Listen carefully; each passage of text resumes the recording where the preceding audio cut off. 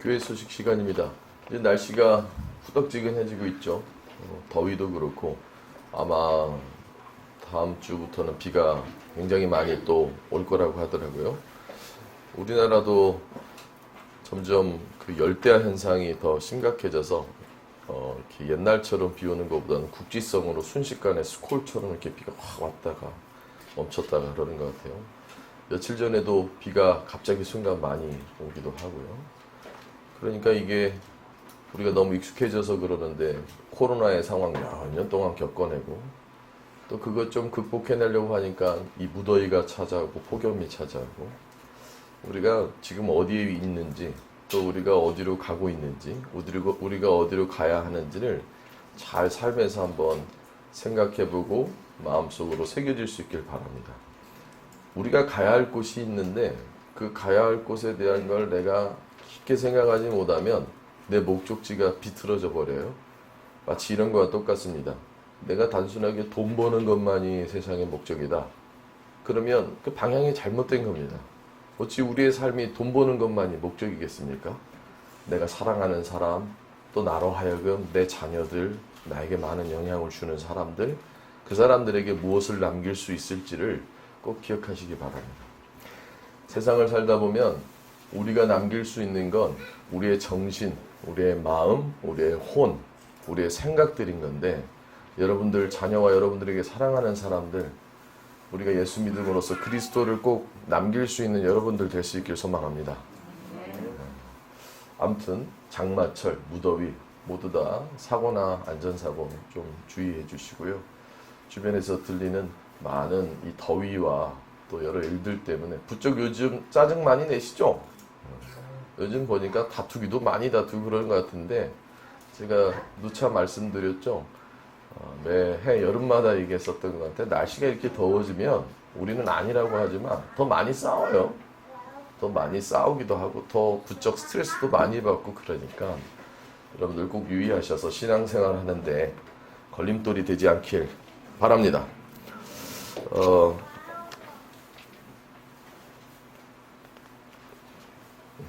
다른 광고는 제가 다음에 또 진행하도록 하고 오늘 말씀 바로 이어서 봅시다. 마태복음 14장 22절부터 33절까지의 말씀입니다. 마태복음 14장 22절부터 33절까지의 말씀.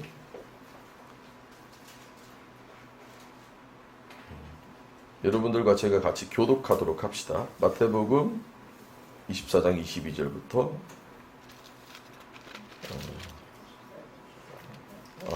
죄송합니다. 14장입니다. 14장 22절부터 33절까지의 말씀. 22절 제가 먼저 읽도록 하겠습니다.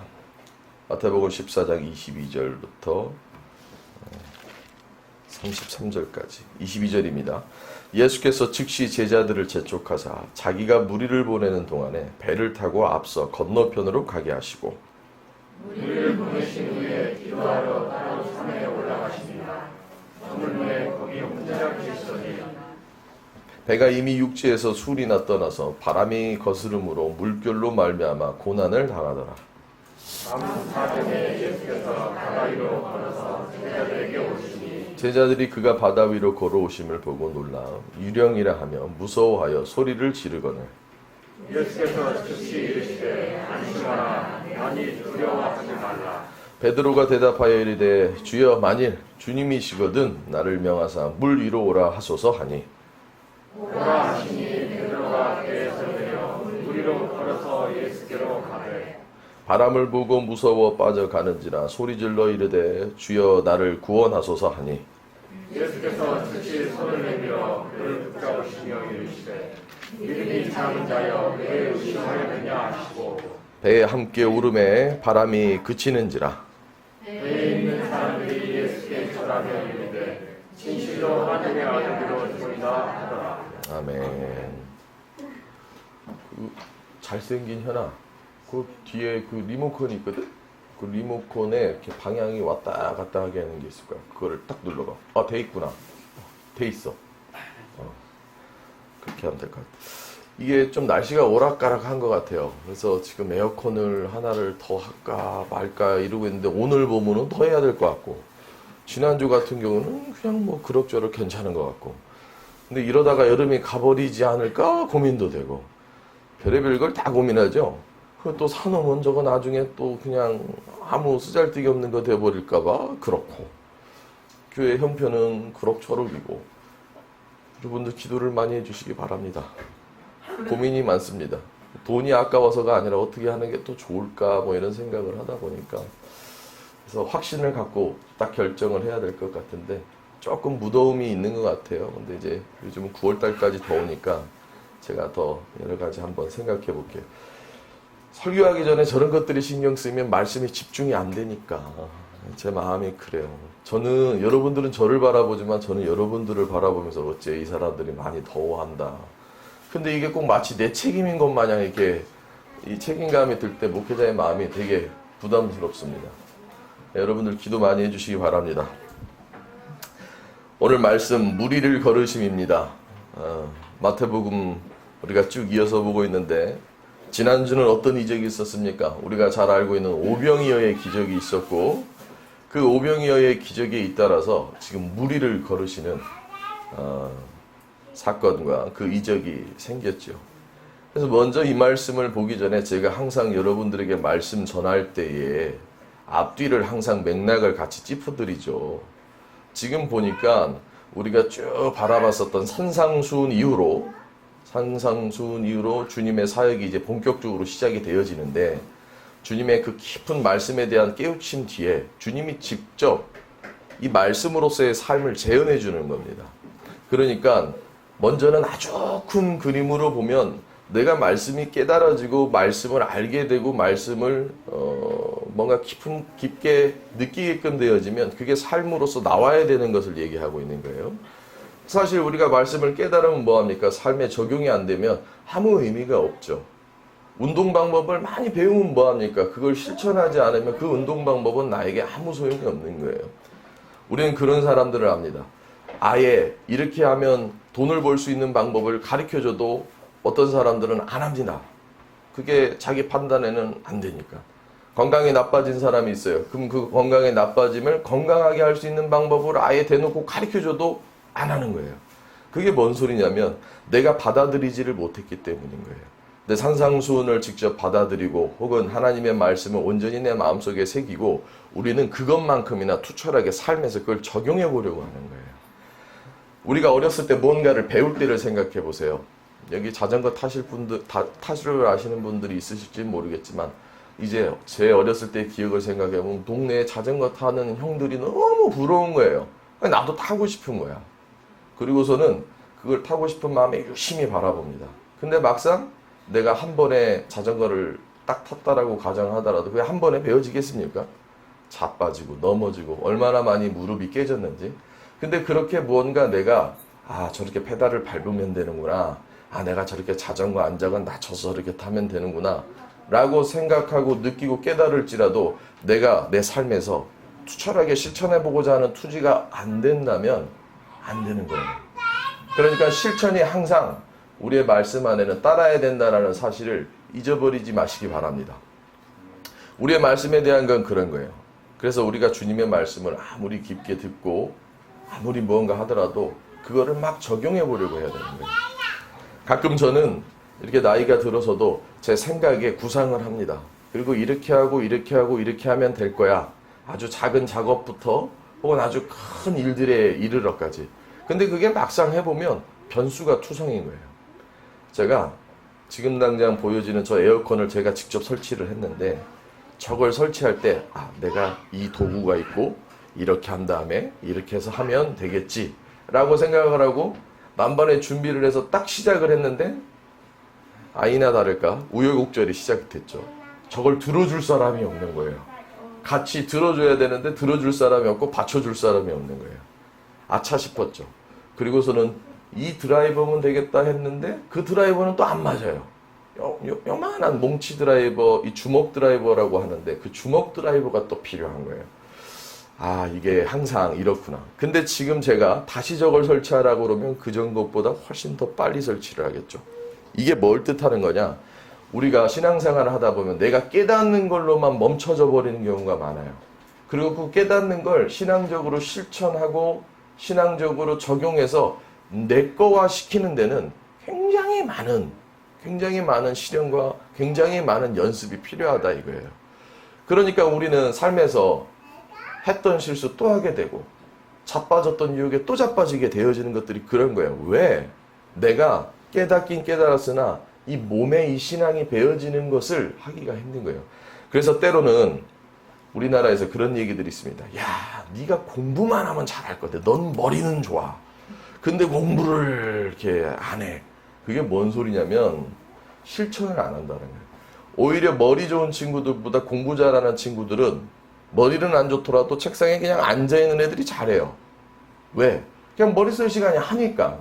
근데 머리 좋은 애들은 어떻게 해요? 어떻게 하면 이걸 빨리 외울까? 어떻게 하면 이걸 조금만 하고 쉴까? 어떻게 하면 이거 이렇게 한 다음에 놀까? 이런 생각들을 많이 하게 되죠. 결국은 마태복음 강의의 전반적인 큰 내용은 우리가 마태복음에 대해서 산상수훈이나 얼마나 많은 내용들을 느꼈습니까? 그럼 삶에서 그거를 어떻게 해서든지 적용해 보려는, 어떻게 해서든지 재현해 보려는, 어떻게 해서든지 삶에 대해서 그것을 느껴보려는 노력이 필요하다는 거예요. 그러니까 왜 내 삶에 하나님이 안 오냐? 왜 내 삶에 하나님에 대한 경험을 할 수 없느냐? 그러기엔 여러분들이 보세요. 오늘 이렇게 듣는 말씀, 혹은 여러분들이 경험한 말씀들이 삶에서 적용을 하려고 안 해요. 딱 오늘 이렇게 들을 때는 이래요. 근데 나가면 그냥 내 다른 모습인 거예요. 아, 내가 좀 삶의 가치관을 바꿔야겠구나. 지적으로는 동의해요. 근데 막상 나가보면 슈퍼마켓 앞에서 50원 때문에 싸워요. 이게 우리의 삶이라는 거예요. 그러니까 아주 고단하고 아주 투철한 삶에 대한 게 있어야 된다는 겁니다.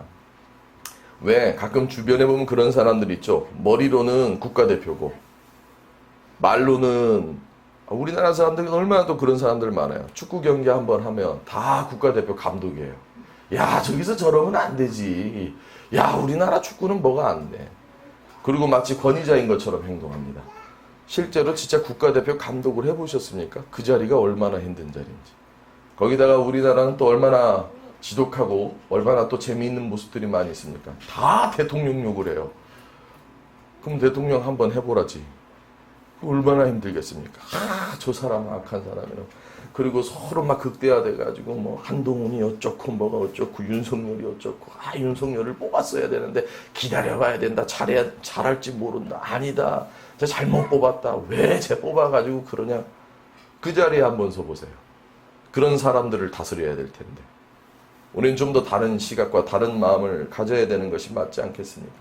좌우지간 우리가 오늘 이렇게 선포되어지는 말씀이든 내가 개인적으로 읽는 말씀이건 그거를 고단히 읽는 것보다 더 중요한 것은 그 읽는 것을 적용해 보려고 하는 거예요. 어제 저희 작은 아이가 새벽에 저랑 대화를 잠깐 했습니다. 그러더니 저희 작은 아이가 그래요. 고민 끝에, 아빠 근데 어떻게 하면 공부를 잘할 수 있어요? 저는 잘 안 돼요. 생각은 공부를 잘하고 싶은 겁니다. 근데 자기 자신의 모습을 못 보고 있는 거죠. 그래서 제가 그랬죠. 그래, 공부를 잘하고 싶지. 근데 네 모습을 봐. 공부를 잘할 수 있을 것 같은지. 우리들도 그렇지 않습니까? 여러분들 행복하게 살고 싶죠. 네. 요즘 뭐 TV에서 우리 이혼했어요인가? 뭐 이혼에 대한 프로그램들이 꽤 많다면서요. 거기 나오는 사람들 이야기를 가만히 들어보세요. 다 행복하고 싶다고는 얘기해요. 다 잘 살고 싶다고는 얘기해요. 근데 자기 주장을 합니다. 이해가 안 된다고 합니다. 무엇을 노력했죠? 결국 거기서의 솔루션은 서로를 위한 노력입니다. 서로를 위한 이해이고 서로를 위한 배려인 거예요. 결국 우리에게 문제는 뭐냐? 특히 이 시대의 문제는 뭐냐? 지적으로는 이해해요. 들었을 때는 이해해요. 근데 그게 내게 아닌 거예요. 그 왜곡되어지는 현실 속에서 우리는 삶에 대한 투철한 노력이 필요하다 이거예요. 보다 더 현실적인 것이 신앙생활이다 이거예요. 오늘 여기서 듣고 몽상만 하고 생각만 하는 것이 그치는 것이 아니라 다 압니다. 불쌍한 사람 도와줘야 돼요? 안 도와줘야 돼요? 다 알아요. 근데 현실은 도와줍니까? 안 도와줍니까? 그러니 현실에서 불쌍한 사람을 도와줬을 때 느끼고 깨달을 수 있는 것들을 모른다 이거예요. 모른다. 그래서 예수님은 직접 오병이어의 기적을 보여주시는 겁니다. 예수님은 그래서 직접 무리를 걸으시는 사건을 보여주는 거예요. 거꾸로 생각해보면 주님의 입장에서 생각해보면 주님에겐 당연한 것들이에요. 그렇죠? 오병이어의 기적이 또 여기 와가지고 과학적으로 맞냐 안 맞냐 이렇게 얘기하면 저 더 이상 할 말이 없어요. 주님께서는 이 모든 사실들을 알고 계셨단 말이에요. 그리고 주님께는 별다른 일이 아닙니다. 근데 그걸 바라보는 사람들은 그것이 놀라운 거예요. 우리 한번 찬찬히 생각해 봅시다. 그게 왜 놀라운 겁니까? 주님에게는 당연한 것인데 우리에게는 놀라워요. 그건 왜 그렇습니까? 우리는 주님처럼 생각하지 않기 때문인 거예요. 우리는 주님처럼 행동하지 않기 때문인 거예요. 우리는 주님처럼 생각하지 않기 때문인 거예요. 꼭 주님뿐만입니까? 내가 왜 돈을 벌지 못합니까? 내가 왜 세상에서 추앙받지 못합니까? 내가 왜 사회에서 성공하지 못합니까? 성공한 사람처럼 생각하지 않고 성공한 사람처럼 행동하지 않고 성공한 사람처럼 마음을 먹지 않기 때문에 그래요. 그리고 우리는 불만을 삽습니다. 세상이 나를 못 알아봐준다. 정말 그럴까요? 아니죠. 내가 생각이 달라지고 내가 마음이 달라졌다면 그것만큼 행동이 달라져야 돼요. 공부를 잘하는 친구들, 혹은 돈을 많이 버는 친구들, 혹은 세상에서 큰 성공을 하는 친구들, 그들은 생각이 다릅니다. 가치관이 다릅니다. 마음이 달라요. 근데 우리는 달라지지 않는 마음으로 성공하려고 하고, 달라지지 않는 생각으로 성공하려고 하고, 달라지지 않는 나의 삶에 대한 모습으로 성공하려고 하는 거예요. 그리고 원망합니다.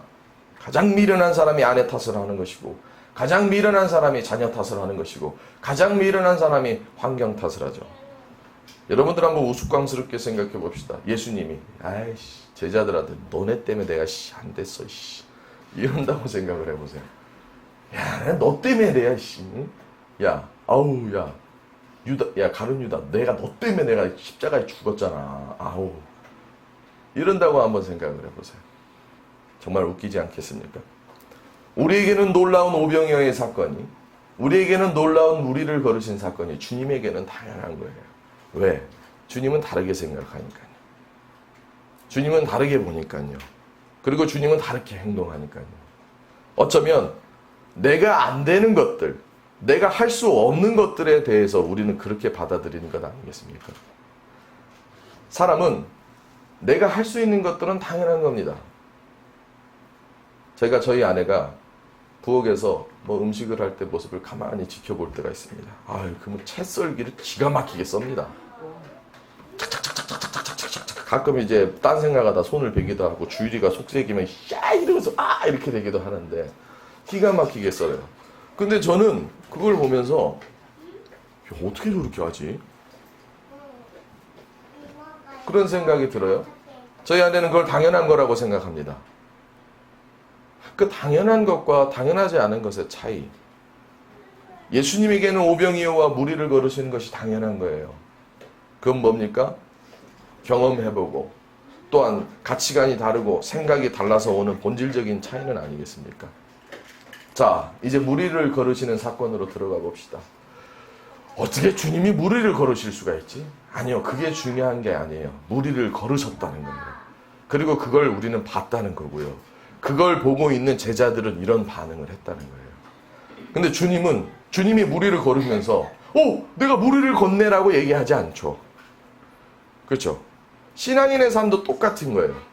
우리가 성숙하면 성숙할수록 이제는 알잖아요. 산타클로스가 없다는 걸. 어렸을 때는 어때요? 산타클로스가 왠지 나 모르게 선물을 두고 갈 것 같잖아요. 그런 순수함도 필요하지만 우리는 안단 말이에요. 근데 주님은 무리를 걸어서 제자들에게 옵니다. 제자들은 그것들이 신기하기만 하죠. 하지만 주님은 자기 자신이 무리를 걷는 것을 신기해하지 않아요. 그게 무슨 차이겠습니까? 야, 조금만 조용히 해줘, 조금만. 내가 시끄러워질수록 니네가 시끄러워지면 안 돼.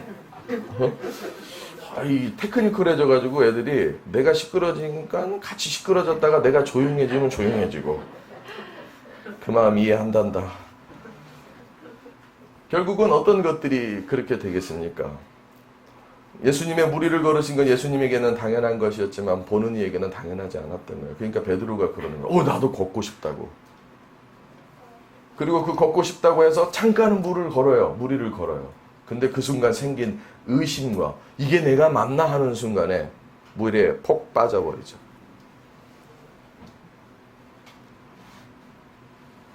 우리가 이제 좀 새로운 국면으로 이 말씀을 바라봐 봅시다. 오병이어의 기적, 우리를 걸으시는 사건. 이건 기적이죠. 여러분들과 이 말씀을 구체적으로 나눌 때 먼저 첫 번째 여러분들과 나누고자 하는 것이 있는데 조금 주제적으로 얘기해 봅시다. 그게 바로 뭐냐면 기적이 어디서 이루어졌습니까? 기적은 삶의 자리에서 이루어지는 겁니다. 우리는 기적을 바래요. 근데 그 기적을 삶의 자리에서 어떻게 재현되어지고 발현되어지는지는 생각하지 않고 막연하게 기적을 바랍니다. 그리고 기적은 되게 먼 것이라고 생각을 해요. 우리는 기적이 일어났으면 좋겠지만 우리의 마음속 깊은 곳에는 기적은 안 일어날 거라고 생각을 하는 거예요. 참 재밌죠? 우리가 모두 다 기적을 바라요. 여러분들 기적을 원하시잖아요. 내 삶에 놀라운 기적. 근데 더 웃긴 건 뭔지 아세요? 우리의 삶에 그런 기적이 일어나잖아요? 그러면 더 이상 기적이 아니에요. 제 주변에 그런 분이 있었습니다. 부모님이 갑자기 크게 아팠어요. 그리고 병원에서는 죽을 거라고 얘기했어요. 그리고 병원에서는 이제 얼마 못 살 거라고 얘기를 했습니다. 정말 부모님을 많이 사랑했던 자녀라 부모님이 좀 낫기를 바랬어요. 근데 병원에서는 가면 갈수록 그것이 불가능하다고 얘기했어요. 근데 나았어요. 병원에서도 이건 기적입니다 라고 얘기를 해요. 그래 그 순간은 기뻤습니다. 근데 어느 순간 지나기 시작하니까 당연한 거예요. 우리는 우리의 삶에서 일어나는 기적을 내 코드에 맞추길 바라요. 근데 오늘 기적을 가만히 보세요. 이건 우리의 코드가 아니에요. 가만히 한번 생각해 보세요. 여러분들이 삶에서 기적을 바라는 이유는 뭐죠? 간단하게 생각해 봅시다.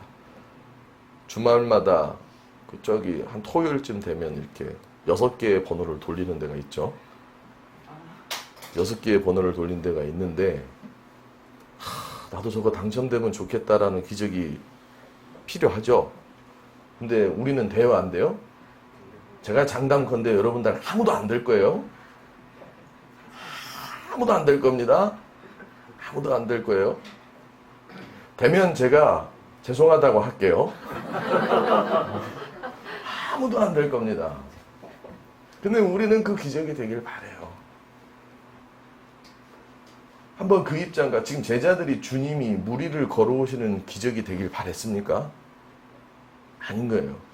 우리 신앙 안에서 기적의 이루어지심은 나의 필요에 의해서 이루어지는 게 아닌 거예요.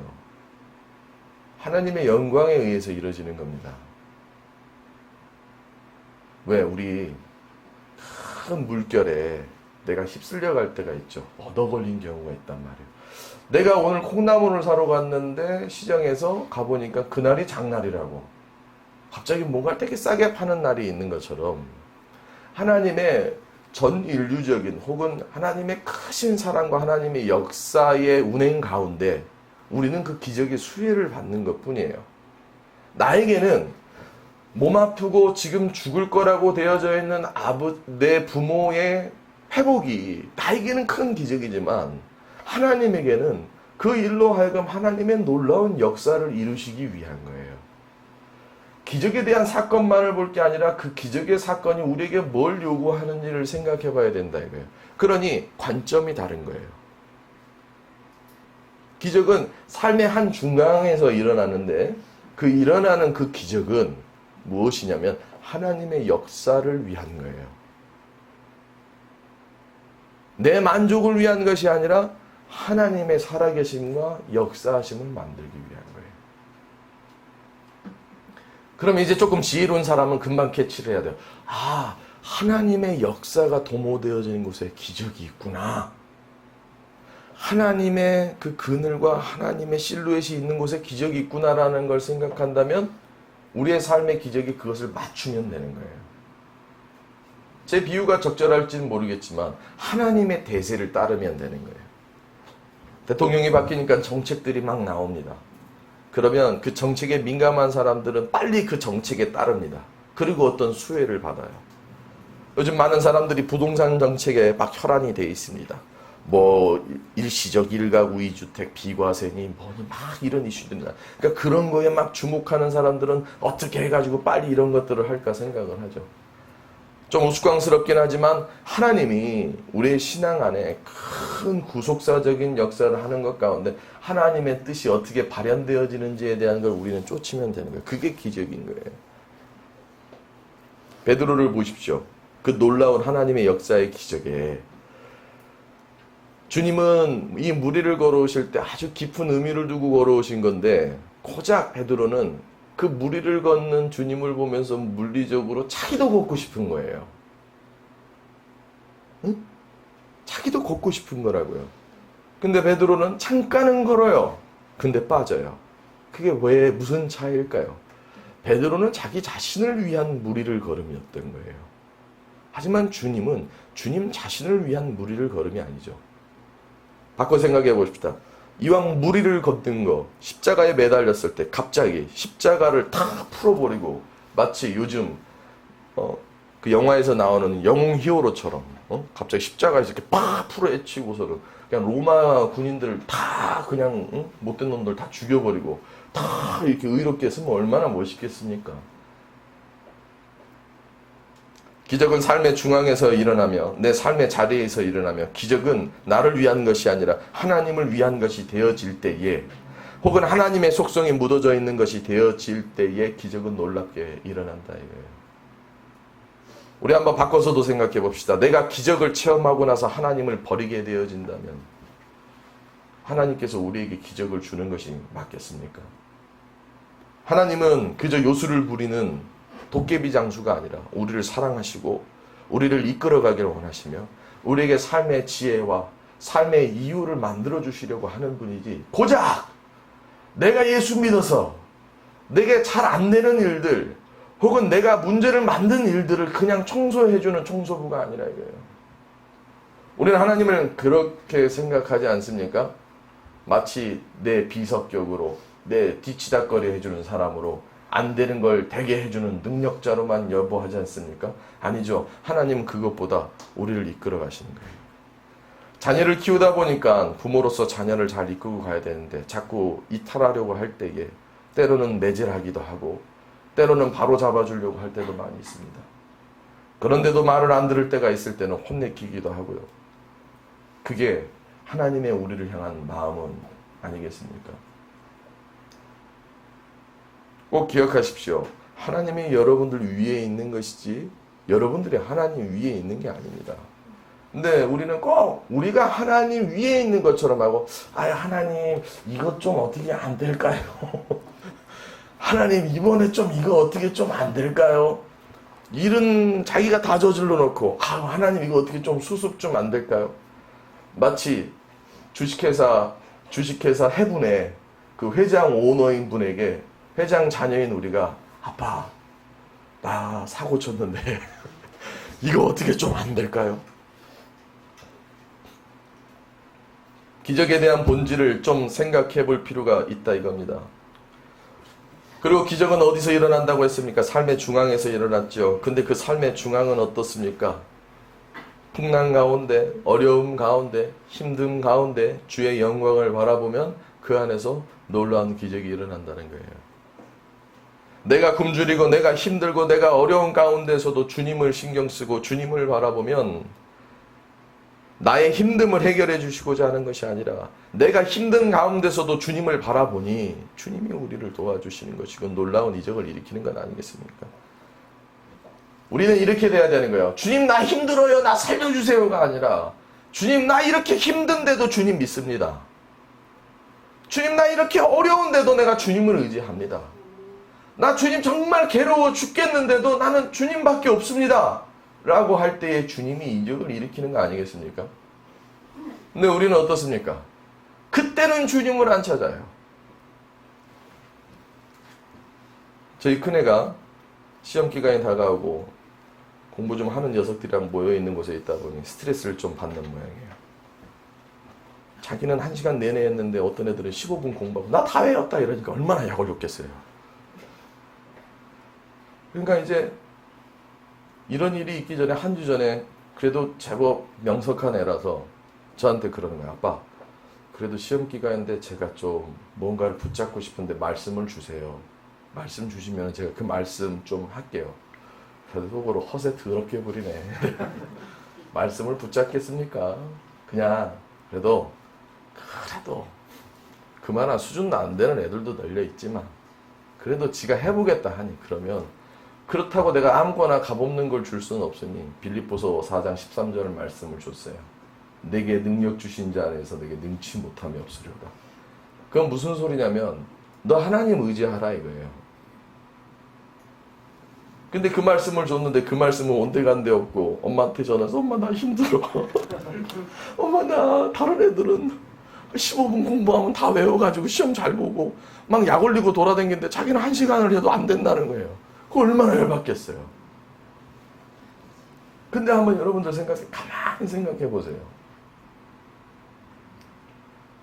지금 저희 큰애는 자기의 인생의 삶의 중앙에서 힘들어하고 괴로워하는 거예요. 걔의 수준으로는. 여러분들은 아시잖아요. 그거 별거 아닌 거거든요. 그러니까 막창 시절에 그 고민이 뭐 인생에 뭐 얼마나 큰 고민이 되겠습니까? 그래도 지나고 나면 그게 뭔 고민이 되겠어요. 근데 그 순간에는 굉장히 힘든 거예요. 근데 정작 힘들 때 삶의 한 자리에서 우리는 하나님을 찾지를 못하는 거예요. 그래서 너 다시 한번 그 말씀을 바라봐라. 오늘 이제 예배 드리러 오기 전에 제가 카톡 메시지를 남겼어요. 내가 줬던 말씀을 다시 한번 깊게 생각해봐. 그리고 너 지금 잘하고 있고 잘할 거고 너 뭐든지 할 수 있어. 그리고 아빠가 너를 굉장히 사랑한단다. 그랬더니 아이가 일어나자마자 눈 뜨고서는 감동을 받았나 봐요. 그렇습니다. 우리가 주님을 믿는다는 게 그냥 단순하게 어떤 이적을 바란다기보다도요. 그 이적이 일어날 수밖에 없게끔 우리가 주님 앞에서 행동하면 이적은 일어납니다. 저는 저희 아이뿐만 아니라 우리 교회 모든 성도들이 제가 선포하는 이 말씀을 통해서 놀라운 이적이 있길 바랍니다. 주님 나 힘들어요 살려줘요가 아니라 주님 나 이렇게 힘든데도 오늘 옵니다. 여기 오신 분들은 오늘 교회에 나오기 편해서 나왔겠습니까?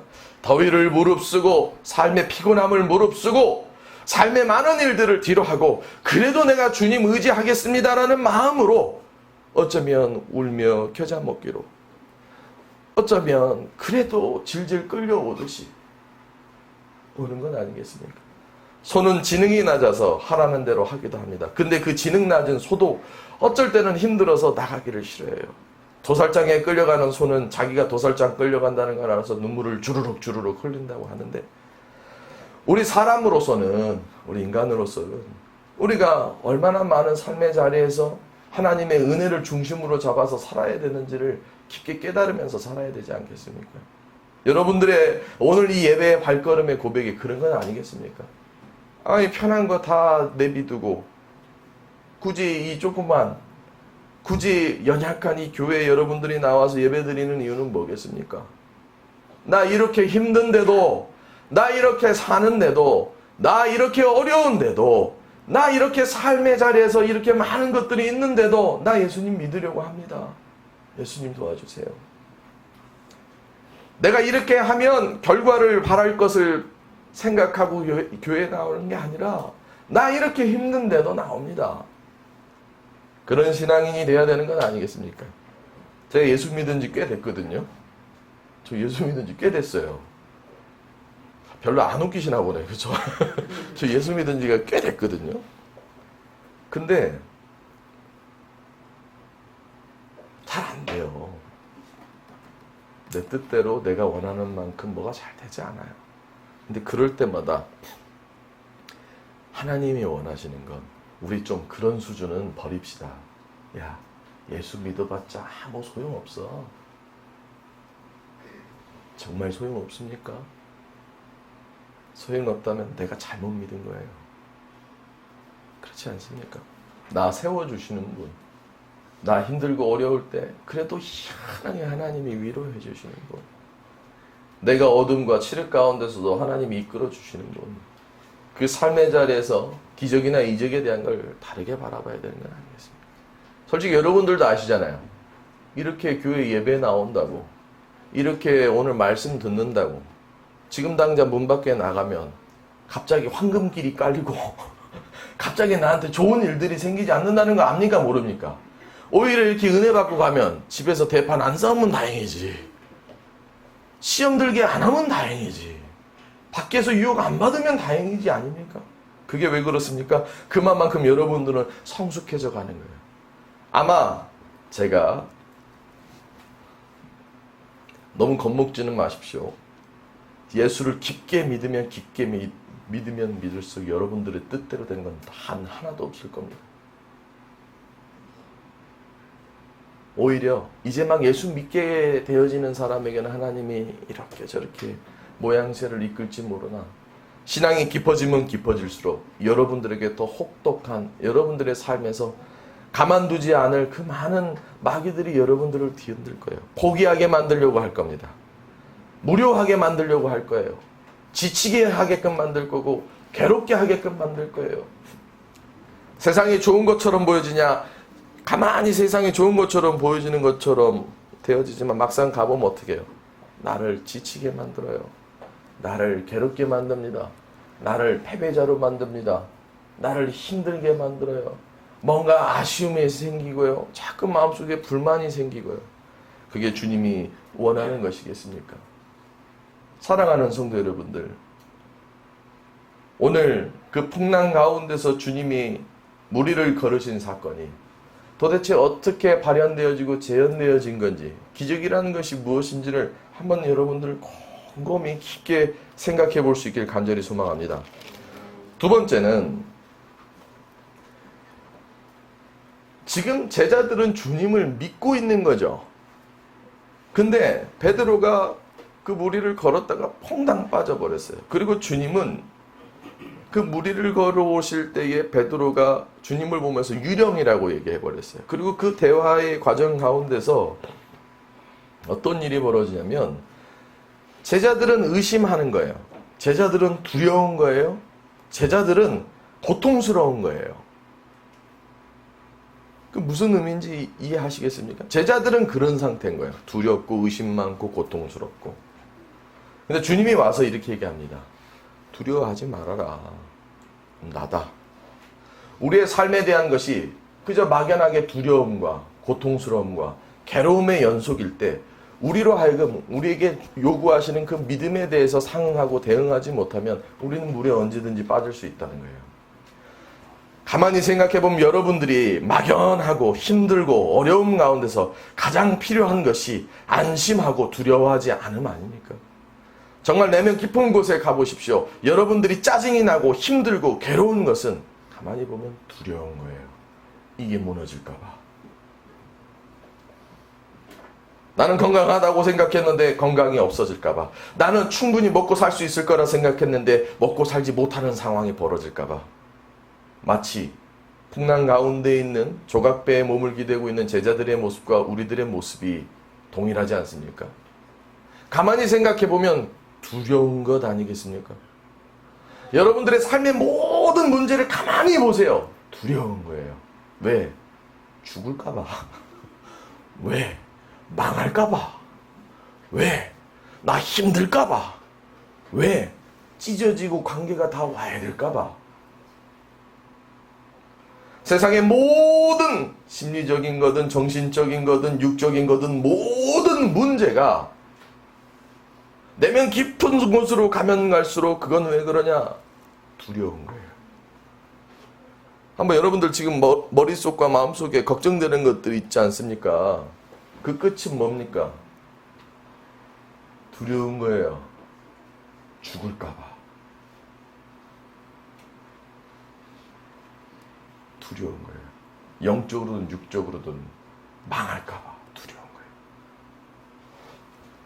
그 두려움이 생겼을 때 우리가 해야 될 가장 일차적인 방법은 두려워하지 않아야 되는 거예요. 그걸.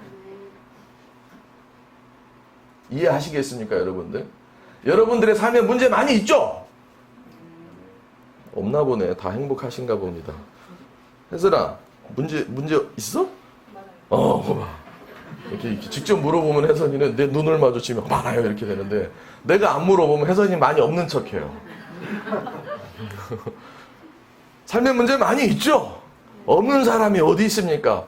그 끝은 다 두려움이라고요. 두려움. 근데 이제 나이가 들면 두려움도 무뎌져가지고, 그래, 죽이려면 죽여라. 뭐 하래.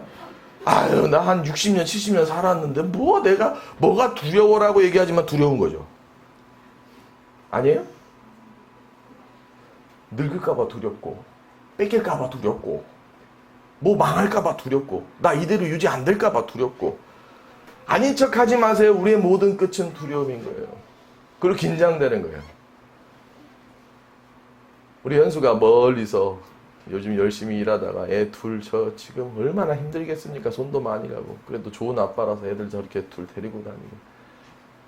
제 아들내미들이 알라나 몰라. 지 아빠가 저렇게 열심히 고생하고 나중에 커가지고 알까나 모르겠어요. 현수야 그거 알게 해야 된다.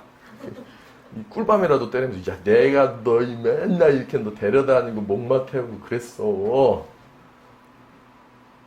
근데 가만히 생각해 보세요. 저도 그래요. 저도 아이들을 키웠지만 지금 막 우리 둘째, 그다음에 뭐 첫째, 가만히 깊은 곳을 파헤쳐 보면 두려운 거예요. 뭐가 두려워요? 쟤 저러다가 저거 이상한 놈 되는 거 아니야? 큰애 그러다가 뭐가 이렇게 되는 거야? 다 두려운 거예요. 그렇죠? 마치 그 풍랑 속에 배에 타 있는 사람처럼. 우리 이제 막 결혼해서 지금 우리 허인정 성도랑 우리 남편이랑 같이 이렇게 교회 나옵니다. 살아갈 일들 이런 거 막 생각해 보면 막연하잖아요. 그러면 아닌 것 같지만 가만히 다 그 숲을 헤쳐보면은 두려운 거예요. 두려운 거라고요. 근데 주님은 뭐라고 합니까? 주님을 믿는 이로 하여금 두려워하지 말아라. 걱정하지 말아라. 지난주에 최 권사님 교회를 안 나고 지난주에 딱 교회를 왔는데 얼굴이 별론 거예요. 가만히 생각해 보세요. 그래서 이제 기도에, 아유, 나 기도나 해줘. 그러더니 갑자기 들어오더니 기도를 받고 갔어요. 그래도 신앙에 짬밥이 있는지라 두려운 마음이 목회자한테 기도받고 가면 그래도 좀 담대해 줄 수 있을까라는 그 믿음의 신락 같은 것 가운데서 간 거 아닙니까? 그렇게 기도받고 간 거 아니에요? 그러니까 조금 이제 걸음걸이가 좀 가벼워져서 갔어. 근데 한 주 동안 또 어떻게 지냈는지는 모르겠어. 두려운 겁니다. 근데 주님 뭐라 그래요? 두려워하지 말라 그래요. 참 재미있죠. 풍랑이 막 몰아치고 별 희한한 현상이 다 벌어지는데 두려워하지 말래요. 무슨 조건으로? 주님을 믿는 조건으로. 주님을 믿는 사람들은 두려워하면 안 돼요. 내 삶에서 벌어지는 일들에 대해서 두려워하면 안 돼요. 쫄면 안 된다 이거예요. 어떤 일들에 관해서 걱정하지 말으라 이거예요. 태만해지고 태연해지라는 게 아니라 두려워하지 말라는 거예요. 우리에게 생기는 불안과 의심과 그 두려움을 떨쳐버리라 이거예요. 막말로 그것마저 안 하면 우리는 어떻게 할 겁니까? 그러면 두려움에 그냥 찌그러지든지, 그런 불안 증세에 그냥 정신병으로까지 휘말려 들어가서 해버리든지, 아니면 막 히스테리를 부리든지. 안 하면 어떻게 할 겁니까? 우리가 대응할 거였으면 진즉에 대응했지. 그렇지 않습니까? 그래서 저는 그냥 목회자로서 테크니컬하게 나한테 뭔가 두려움이 온다 싶으면 거꾸로 생각해요. 이거는 연애라고 하는 거구나. 뭔가 의심이 들어요. 이거는 좀 믿으라는 거구나. 근데 이제 조금 더 수준이 높아지잖아요. 그럼 마귀들이 그걸 아리송하게 해요. 이걸 의심을 하라는 거야. 아니면 이거를 믿으라는 거야. 때로는 너무 믿었다가 당해버리는 경우도 있으니까. 그런 거는 둘째 치고 우리가 그냥 주님의 아주 기본적인 본연의 모습은 두려움이 없어야 된다라고요. 내가 불안해하는 걸로부터. 그래서 맨날 주님은 부활하시고 제자들을 찾아와서 뭐라고 얘기합니까? 샬롬. 샬롬이라고 얘기해요. 평안하냐 이거예요. 주님은 다른 거 안 물어봐요. 야, 너 어떻게 했냐? 너 취업했냐? 너 돈 많이 벌었냐? 이거 안 물어봐요. 평안하냐? 이렇게 물어봐요. 오늘도 주님은 이 자리에 찾아와서 여러분들에게 물을 거예요. 평안하냐? 여러분들에게 제가 물어봅니다. 여러분들 평안하십니까? 평안해요? 이렇게 물어봐야 돼요. 평안해요? 평안합니까? 그래서 삶에서 벌어지는 많은 의심과 걱정과 염려를 우리는 떨쳐내야 되는 겁니다. 마지막 세 번째로는 그것과 연관되어지는 마지막 말씀이 나옵니다. 31절입니다. 예수께서 즉시 손을 내밀어 그를 붙잡으시며 이르시되 믿음이 작은 자여 왜 의심하였느냐 라고 얘기해요. 믿음이 있느냐 없느냐가 아니라 믿음이 작은 자라고 얘기하는 거예요. 누구에게나 믿음은 있습니다. 근데 믿음이 없으면 우리의 삶은 다 망가져 버릴 거예요. 믿음이 없다면 우리는 누구랑 관계도 못 할 거예요. 관계도 못 가질 거예요. 부모랑 자식 간에도 신뢰관계와 믿음 관계가 있는 것이고 친구들 간에도 믿음 관계가 있는 거예요. 근데 그 믿음의 영역이 하나님과의 우리와의 관계의 믿음의 영역이 작아지면 작아질수록 우리의 삶에 대한 것들은 이렇게 벌어진다라는 거예요. 믿음이 있냐 없냐를 물어보시는 게 아니에요. 믿음이 작냐 크냐라는 거예요. 여러분들은 하나님을 믿는 믿음이 있을 거예요. 아, 있긴 있다니까요.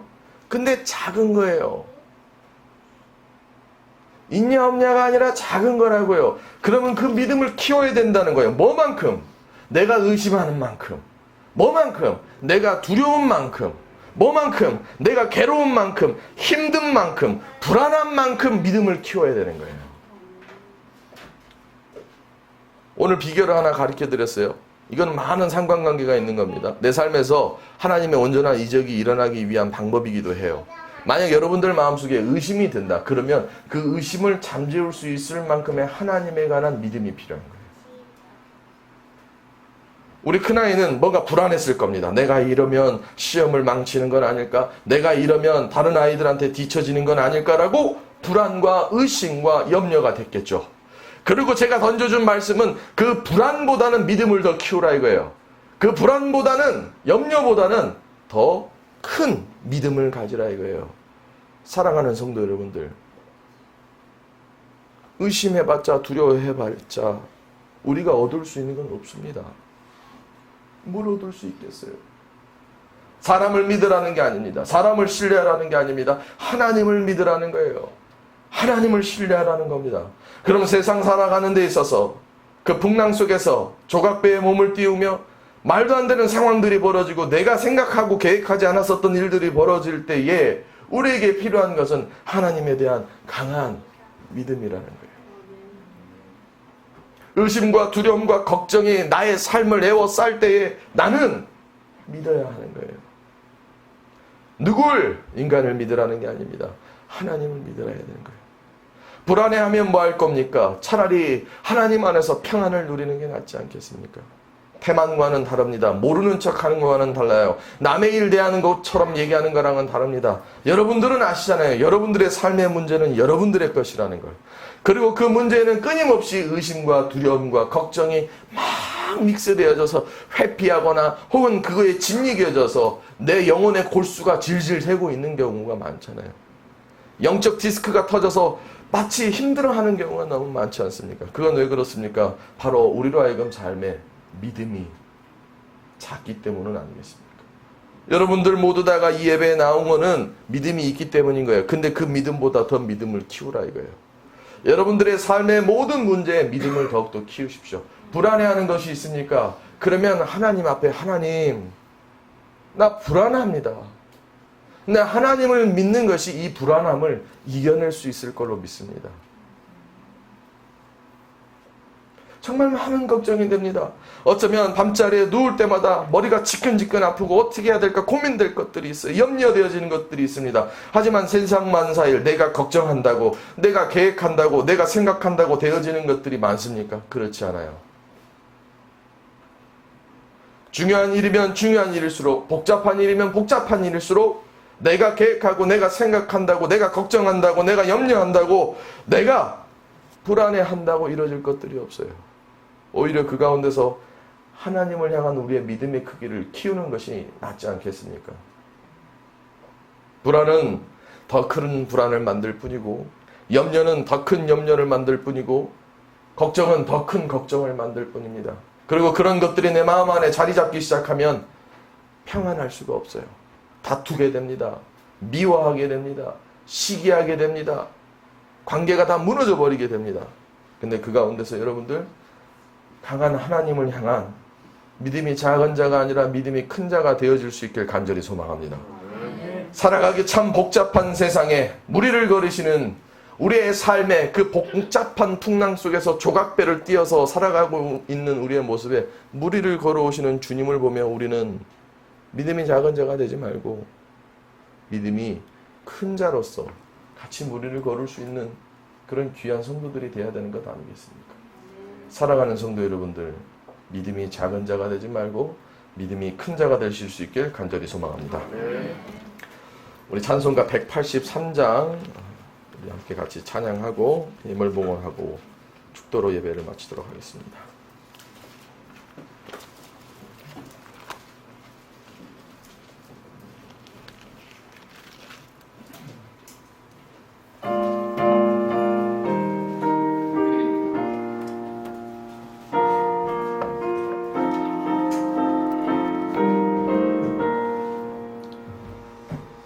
빈들의 마른 풀같이 시들은 나의 영혼 주님의 약속한 성령 간절히 기다리네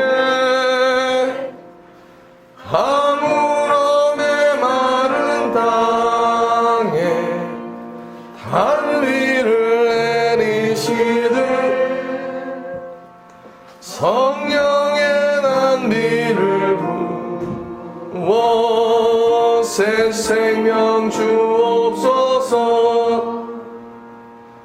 반가운 윗소리 들려 산천이 춤을 추네 봄비로 내리는 성령 내게도 주옵소서 가물음의 마른 땅에 단비를 내리시듯 성령의 단비를 부어 새 생명 주